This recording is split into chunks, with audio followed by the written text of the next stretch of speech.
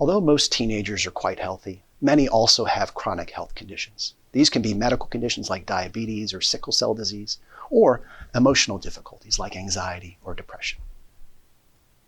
For young people with chronic health conditions, it's important that we use adolescence as a time to prepare for adulthood. This is what healthcare providers will talk about as healthcare transition. This is the idea that for a young person with healthcare issues, we want to prepare them to become independent adults eventually.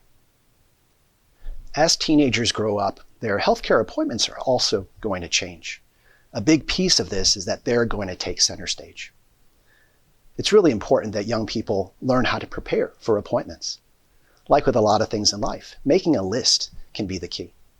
Thinking the day before, what questions do they have? What are their concerns? Or what are they just curious about?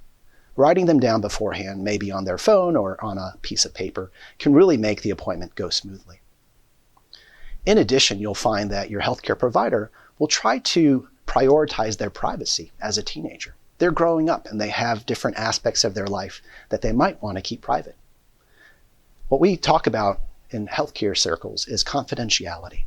That's keeping their information private when they want it to be. There are certainly limits on that, but in general, we try to respect that for teenagers. Research has shown that if we offer confidentiality, teenagers are much more likely to talk about really important health issues with their healthcare provider. During appointments also, we encourage teens to really be the main person speaking, the one to answer questions and the one to ask them.